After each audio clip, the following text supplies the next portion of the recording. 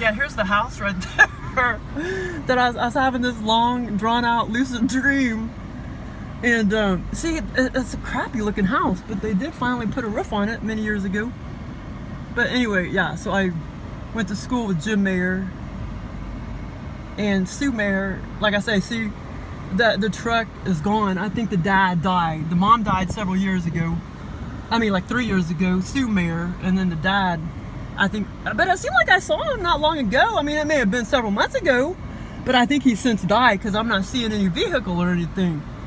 But I know they had this awesome tuxedo cat, black and white tuxedo cat. But yeah, so anyway, here's where I had the long drawn out lucid dream that the aliens gave me. And I actually had forgotten about it until I went to Walmart and I came back down the street and I saw the house and then boom, it all came back to me. But it was fun, like we were all, it was me, my sister, like Jim, the dad, not the mom, because in the scenario the mom was dead. But the dad was still alive and the kids were playing and I was conversing with everybody, talking with everybody, you know, in the front yard, and it lasted quite a while, many hours or whatever, in non-3D time. And but it was such a blast. In that scenario, most all my lucid dream scenario totally feels like I'm in another dimension. It feels awesome, even though you're just sitting there talking or whatever. That's a fucking blast. But yeah, there's kids and all these toys and stuff, and there's a bunch of trash cans. They were bringing out the trash. The dad was bringing out the trash to about 2 to 3 dumpsters that were sitting there. And like I say, like when I went inside, and in real life, I've been inside. In real life, when I was younger, in real life, you know, they live here. Jim or Debbie or the son. In real life or whatever, and I went to school with them in real life. But and Debbie is my brother's age or whatever, but yeah, like it was like so much fun. Oh, they have another cat, or well, maybe that black and white cat wasn't theirs. I assumed it was theirs, but they have a calico cat. Like I said, I think there's just one person living there. But anyway, you can tell the house looks really crappy, but it's always looked that way ever since I was little. And but man, it was such a blast. And so I was talking to the dad and Jim. But anyway, and then I told you already, when I went inside, it was like a mobile home. It totally looked like a mobile home. And see that house right there, Deane Sanders? They give me scenarios all the time in that house. Because when I was little in real life, I used to go visit, you know, Deane and spend the night with her. She never did, she was kind of spoiled. She never did,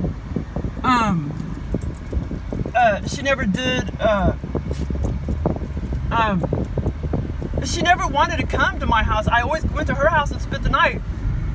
And they're, well, like, I mean, they were loaded. I mean, the mom had a $40,000 a year job. The dad had a $30,000 a year job. I mean, that's $70,000 back in 1980.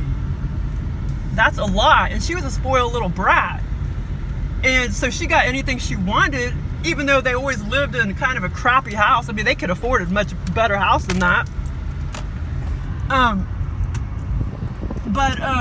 Yeah, so the aliens, they give me scenarios in the house like all the time.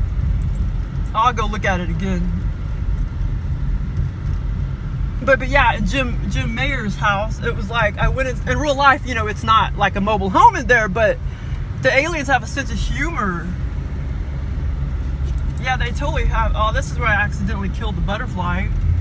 It was like dipping up and down, and I thought it was gonna go over my car, and I fucking hit it and killed it, poor thing. The little butterfly, but now I know to stop. But what was I gonna say? Yeah, and like the parents, I think they knew that we were kind of poor, you know? And because they always paid for everything. Like they took us to Arkansas and Arkansas, what was that called? Eureka Springs. And they took us to the mall all the time, dropped us off, and they took us to the shows in Branson. They took us to Branson all the time, and they'd take me out to lunch and stuff. And of course, they always paid for it. There it is, right there. And they always paid for it.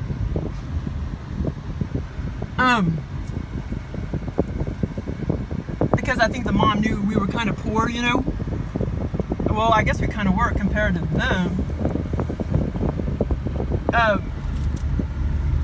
but yeah, it was fun.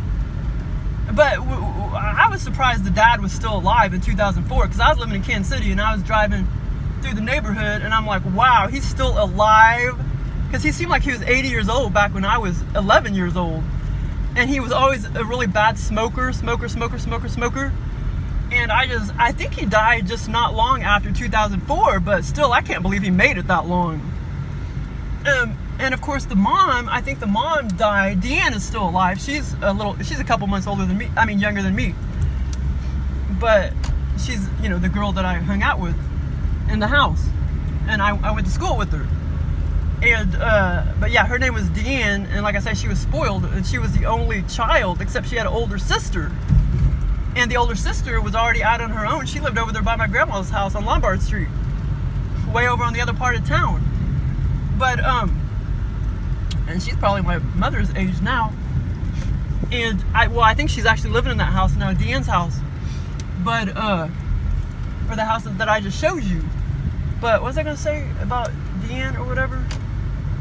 But yeah, the mom, I think the mom was still alive around I don't know, I think she died around 2014, I believe. But yeah, I have so much fun. Well, and one of the experience I had in that house the aliens gave me was in that video titled the Traveling Remote View. It was kind of like a traveling remote view, and that was in that house, Deane Sanders' house, and I can't remember what video it's on, but I could try to go find it. But yeah, they give me so much damn fun. But if I get screwed up and eat corn, wheat, or rice, it screws me up and I can't sleep at all. And then I don't get any experiences. But now I know to stay away from corn and rice. Yeah, this gluten-free stuff is really fucked up because it's all this other gluten that's in it, rice and corn. And it's very, very, very common for a celiac person to become allergic to corn and rice. But it's well, like I say, this whole dimension is ass, butt, fuck backwards. So it only makes sense. Most gluten-free shit is toxic. Because eventually a celiac person becomes allergic to corn and rice. And it's all up in gluten-free food. You know what I'm saying? It's fucked up. But I just bought me some paleo bread. Hopefully I'll like it.